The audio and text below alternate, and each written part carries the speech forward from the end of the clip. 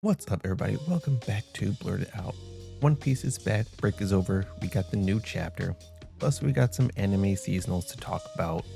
Watched a few new things, caught up on some episodes, but before we get into that, a word from our sponsors. Thank you for tuning in to Blerd It Out.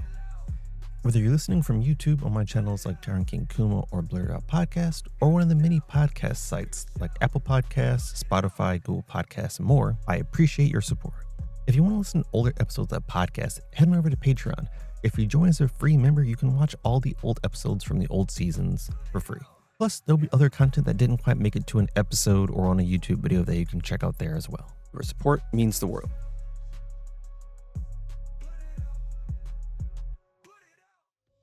And if you have not caught up to the latest chapter episodes, please know that there will be spoilers ahead. Oops. Spoilers. Okay, so first things first. One Piece chapter 1123, The Void Fortnight. Now, title-wise, this is referencing basically a fortnight's 2 weeks. And in this chapter, we get a recap of what happened 2 weeks prior to the current timeline here. So the chapter name is referring to that 2 weeks as the meat of the chapter. But first things first, the cover story. We're still on Yamato's pilgrimage, and at this point in time, we have Yamato, Denjiro, and all the kids that were kind of throwing rocks at Yamato all gathered together.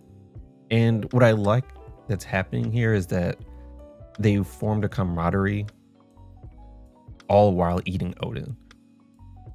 It's like they have the pot of Odin in the middle, and now they're all basically friends, which I think is a really nice touch, because this is something that Odin would do. And it brings me back to the chapter where Odin was eating Odin over the ashes of his friend. It gives me that kind of vibe.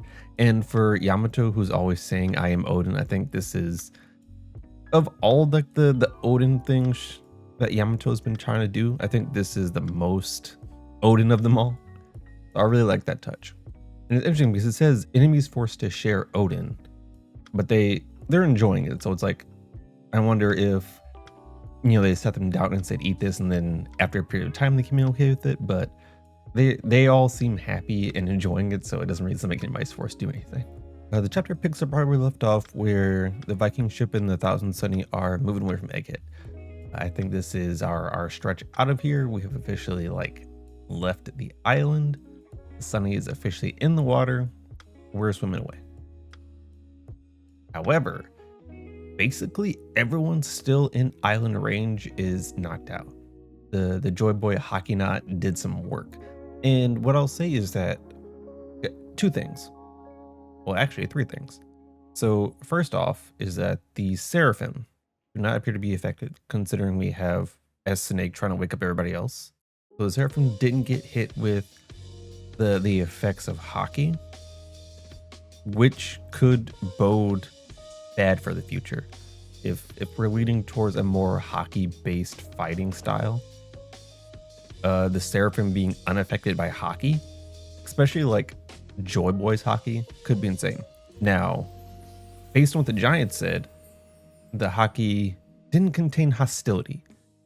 So it's possible that even with the hockey not being just an inanimate form of hockey, it's possible that Joy Boy had some kind of way to direct who was affected by it. I don't think that's necessarily the case, because number two is that Saturn wasn't knocked out by the hockey, and if we're knocking out all the Marines, I would imagine you would knock out the government as well. But Saturn was shown standing talking to Emmett at the end of the last chapter, so we know that he wasn't knocked out by the hockey blast. So Saturn and the Seraphim both unaffected by hockey. The third thing is that the vice admirals who were commenting on the hockey before end up getting knocked out this chapter. So Dahl and I forget the other vice admiral, they were talking about how strong the hockey was. And this was while people were being knocked out last chapter. This chapter, they're completely knocked out. And S-Nick's trying to wake them up, no dice. So basically this hockey blast knocked out everyone that wasn't a Seraphim or Saturn, which I think attests to the level of hockey. I would say that because of who Saturn is and who he's connected to, it makes sense why he's unaffected. I still want to know why these seraphim are unaffected. My first thought is that because they're genetically engineered humans, maybe it doesn't affect them like that. Because, I mean, in a way, they're clones, but they're clones that have been genetically modified to be subservient, and like they don't really have minds of their own, quote unquote, because they have like instincts and such, but they're told to obey orders. That's more of a programming thing. It's weird. Seraphims are weird, but to this day they're unaffected by hockey, so we'll keep that in mind. We get one last goodbye for the Iron Giant. You know, Luffy's calling out saying thanks for everything, and I would have liked to see the Iron Giant do something in reaction to that, but it looks like the Iron Giant's pretty much done. Like that hockey knot was the last of its energy. But I do appreciate Luffy saying thank you, because he was low-key about to get cooked. And with that, we get the message that we're on to Elbaf. So we are finally out of here. Something that I didn't mention was that they noted the hockey used was quite possibly greater than Shanks. And I think this does two things. It points out to how strong Joy Boy was, which we feel like Joy Boy was the top of the top. So him having like stronger hockey than the people using it now, I think that makes sense. I think that's fine. I don't think it changes anything power wise, but it also notes that of the current time, Shanks is top dog when it comes to hockey. Because this brings me back to what Big Mom said about being Pirate King. She was like, I could have toppled Kaido, I could have toppled Shanks, and even Whitebeard. So when they're talking about hockey here, they say it's greater than even Shanks. Whereas like when you do then even, that kind of points to like, okay, you have something and it's greater than the top of that something. So they're saying the hockey's even greater than Shanks. That means, or at least that implies, that Shanks has some of the greatest, if not the greatest, hockey of our current time. We're off to Elbaf. We get some reaction panels. We get Bonnie in her base mode, who is, I'm pretty sure she's cuddled up to Kuma. That looks like Kuma's chest. That was because he has his shirt open, and it looks like his chest that's all beat up. Yeah, Zoro, who's just sighing relief. Usopp was happy to be with the Giants again. I really like this panel of Nami holding Luffy, because she's kind of panicked. I don't think she's seen this version of Luffy before after using Gear 5, so she's kind of confused as to what's going on. But I like that it's Nami who's taking care of Luffy. I always appreciate a good Nami and Luffy panel. Always. But then we get a shot of Sanji, and he's talking to Vegapunk's body. And it opens up a lot of different questions about how Sanji acted in Egghead. Because basically what this panel is indicating is that, and we get the confirmation later on, Vegapunk told Sanji and Frankie and like whoever was in that tunnel with him that he was gonna die, and that they should just let him die. And the thing about that is, you would think that we planned around that, but it feels almost like we tried to stop it. Because Sanji even says, we can't just let you die. Like, that's going to create a big mess. So, and we see like the actions of Sanji in the arc where he is actively trying to save Vegapunk. It's just not working out for him. And based on the comments here, it even seems like Sanji didn't really fully understand what was going on. He says, I couldn't follow everything you were saying, but you know, it ended up being crazy anyway. So it's like, even at this point, Sanji's still unclear as to what the plan was. But I do like the nod, because usually it's Sanji who's part of the background. You know, whatever big thing that's going on in the background, usually Sanji's a part of it. We've seen that in multiple arcs where it's just like he takes a back seat to handle something that's off screen, and then we get the reveal of what that is towards the end, or towards the point where revealing it makes the most sense. But this puts us into a flashback, And we see that basically they understood what was happening 2 weeks prior. And by they, I mean Basic Vegapunk, Pythagoras, and Shaka, who are the people that were in the reveal video. We get the reason why is because they deduced that the Millennium had been stolen. They deduced who stole it. And it's funny because they keep thinking it's Lilith, because Lilith is like wrath. So it's like, yeah, it's definitely Lilith. Lilith did. To the point where it's like a Freudian slip every time they say, we got to figure out why Lilith, I mean, why somebody would do this. But they find out who it is. They find out it's York. They find out why. They basically deduce all of the situation that we are currently facing.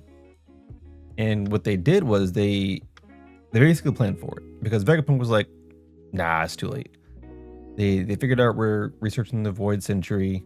They got people like spying on us. They got people heading to the island. Like, it's far too late to try and escape, because they're definitely just going to kill us anyway. So instead of like trying to master an escape or even attempt it, Vegapunk's just like, nah, what we'll do is we'll use our resources to basically create the message. We'll use our resources to make one final go at letting everyone know what's happening. And I do like the resolve that Vegapunk has, where it's like, once he accepts that they're going to kill him, he makes it a point to be like, okay, if they're going to kill me, let me use these last 2 weeks to get the information out. Like, I'm not even going to worry about trying to stay alive. I'm not going to worry about, escaping. I'm not going to worry about York. I'm going to worry about getting the information out to the world in the best possible way I can before I die. I do appreciate that resolve a lot, because as a man of like science and advancement, we've always wondered where his morals lie, where his grounds lie. And it seems like he does genuinely want what's best for the world. Sometimes his mind gets clouded by like science and advancement, but I think in general, he wants what's best for the world. So seeing that here, where it's like, okay, he's dedicating the rest of his life to making sure that the world knows as much as they can before he dies. That's a really good thing. And as they're discussing, like, basically they're about to die and their plans for death, they bring up a good point, which is one that the community has been asking for a while, which is that how do you really kill Vegapunk? Because one, his brain is stored in Egghead as Punk Records. And we even get the panel, when they ask that question, we see Vegapunk's brain. And they say, what constitutes death for someone like us? Where not only is his brain stored separate from his body, but he's got these satellites, he's got a bunch of different bodies. His consciousness is shared between people. Like, how do you actually die? Well, I thought that was a very good point to make, because even with the Stella body dead, obviously we still have Lilith. And Lilith still has one connection to Punk Records as far as we know. It's just temporarily deactivated. And she has all of Vegapunk's memories up until they started the desynchronize. So, I mean, in a way, you still have Vegapunk, just the personified wrath of Vegapunk. So it's not pure Vegapunk. It's one form of Vegapunk. So I guess in a way he's dead, but we still have a part of him. And that actually, so this chapter actually reminded me that York was the personification of Vegapunk's greed. And it makes a whole lot more sense that York is the one who's been going through this, because she basically got greedy and wanted more power. And she was willing to trade the other Vegapunks to do it. And I guess it kind of stuck in my mind that she was more of gluttony. And I think they may go hand in hand to some degree, but just the fact that she wanted more. She just wanted so much more than what she had, and so she traded everyone else for it. And Vegapunk come into a position like, yeah, you know what? That's kind of on me. That's my bad. I personified my greed, and it got greedy. As we move on in the flashback, Vegapunk also mentions that they have to safeguard the artificial island cloud technology. which is very oddly specific. Because of all the things there, he doesn't say anything about, punk records. He doesn't, and I think punk records goes without saying, because he does say there is one other thing we must safeguard. So I think punk records and that situation in itself, I think, is the main thing. But to include the artificial island cloud technology as something to safeguard, that rings out as important. So that definitely means we're going to be going back to island clouds at some point in the future. What I would really like is if it's something that Frankie implements in the Sunny, or at the very least something Frankie implements in general. Because think of how cool it would be if the Sunny could like create artificial island clouds to travel on. So like if they don't want to travel through the sea itself, if they want to travel through the sky, if they want to do any kind of like specialized traveling, they could, like, you could have certain things on like the channels on the Sunny that create island clouds. Wouldn't that be so cool? I think that would be really awesome. So I want to see where that goes and who ends up implementing that technology. We actually get some panels of Vegapunk hiding the Din Din Mushi inside the Iron Giant, and York actually spots him while he's here. And I think this is more of York spying on him, because otherwise, why is York randomly here? Especially because York usually is seen like eating and sleeping. So it's like, York, what are you doing here? Clearly you're checking in on me, but because of what they know, they're trying to act normal. So it's like, all right, whatever. I'll just pretend. I'll just go with it. They do show like the initial part of the recording where it's just, we were wondering why those particular Vegapunks were in the recording. So it's good to see that being brought full circle. We also see the aftermath, which is that they end up erasing their memories. And I assume this is similar technology to what Vegapunk used on Kuma.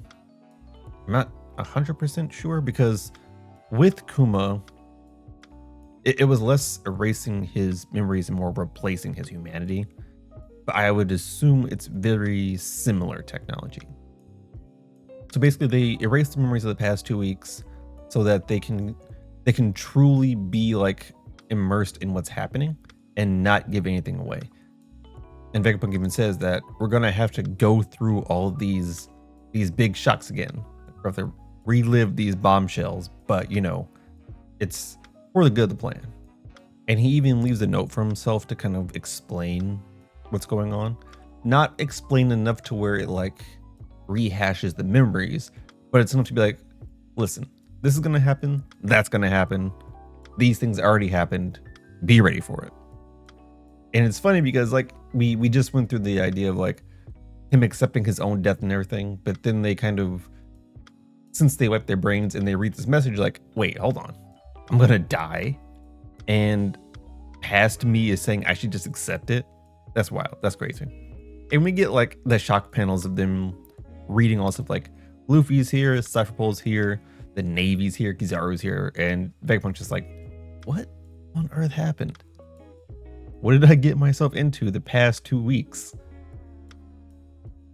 And this is where we get to the discussion about Vegapunk talking to Sanji about dying and how that's going to cause a problem for everybody. I would have liked to see Frankie do something about that. Honestly, I would have liked to see Frankie be more involved in general. What would have been perfect is if Frankie himself was in Sanji's place. In my opinion, I just think as an island of technology, as the forefront in scientific advancement, there should have been more interaction between Vegapunk and Frankie. And the fact that I can see him in this panel, he's right here.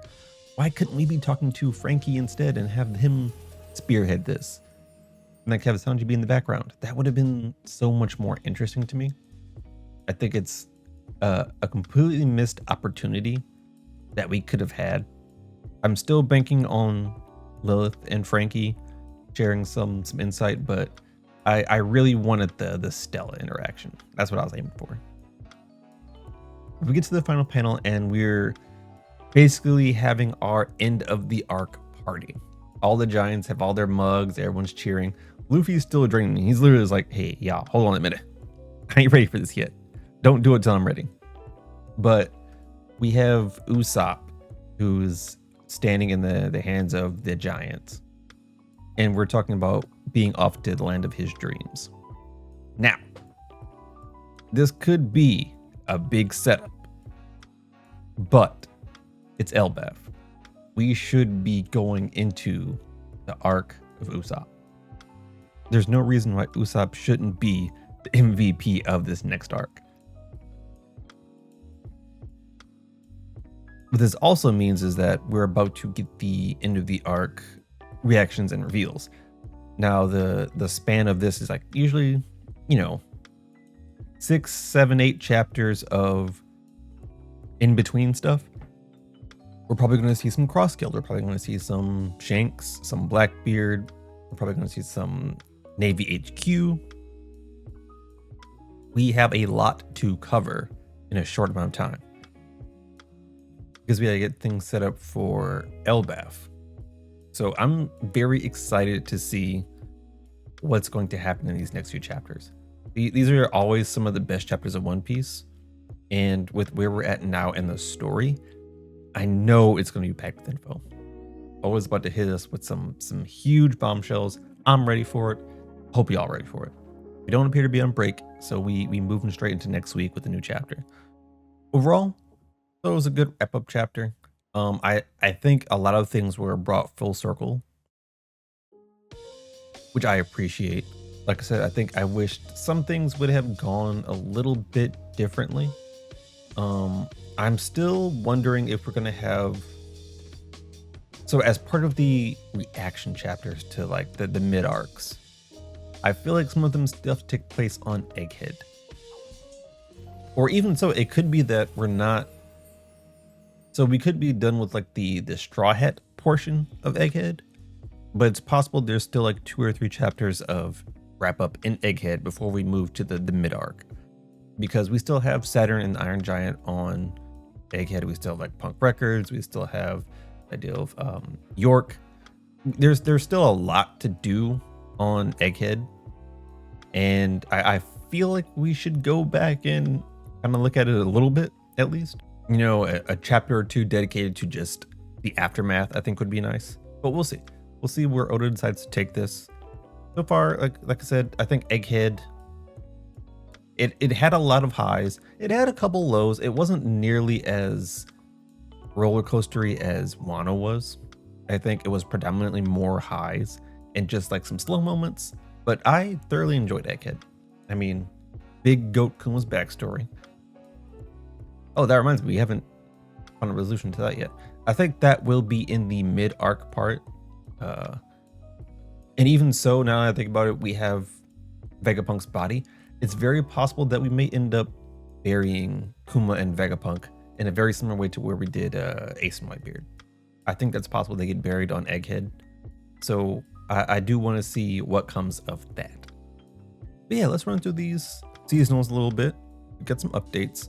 So first off, Wistoria. I think this is undoubtedly going to be my top one of this season.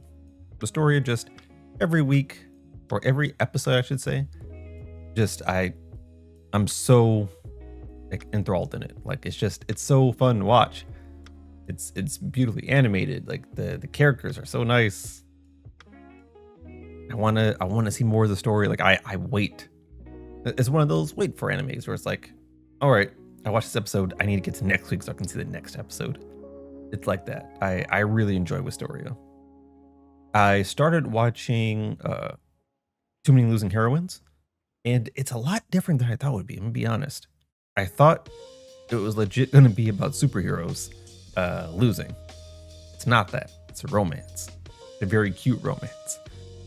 And basically the losing heroines are, it's almost like the MC is not the MC, and the MC is the girls that are kind of like, they're in their periods of romance, but they are losing, so to speak. Like they're not getting anywhere with the people they like. And the MC is kind of like the venting option whenever they have problems, they kind of vent to him. But that's all he's kind of seen. It's like he's otherwise known as a background character. It's like they vent to him and then they go back to doing what they're trying to do with their romantic interests. And I think we're building something with Yanami.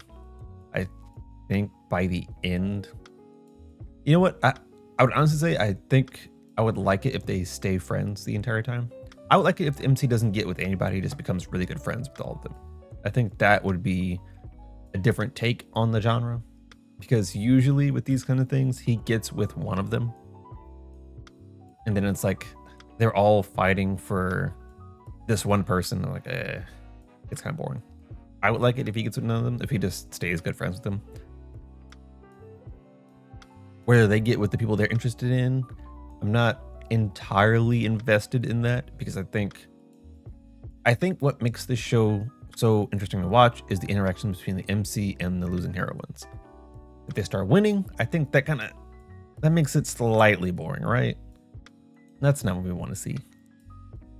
But so far it's been really good. Like animation wise, it's really clean. Character wise, I think that's cool too. It's fun. It's a good watch. I feel like it's going to try and hit us in the feels here, because it's already been like kind of tugging at the heartstrings a little bit. Even the last episode I just watched, which was episode 5, was like it was getting a bit more serious. I feel like there's gonna be more episodes like that, which I definitely welcome. But I'm excited to see where the story goes. The other stuff I've been watching has been pretty. The other stuff I think is just mostly fun, because it's like the Osan Newbie Adventure. That's just been a fun watch. I still haven't watched more. I saw someone mention Failure Frame on Twitter, saying that it's actually doing pretty well. So I might give Failure Frame another shot. But it's just the CGI hurts me so much. But I might give it another try. We'll see. That's really all the updates on that. I think I might have more time to watch this week. Things get busy and you lose sight of all the anime you want to watch. But yeah, I'll probably be into a few more things this week. We'll see what the update's going to be. But let me know if you like the chapter. Let me know if you're watching anything cool. Like, comment, subscribe, smash that like button. I'll catch you in the next one. Peace.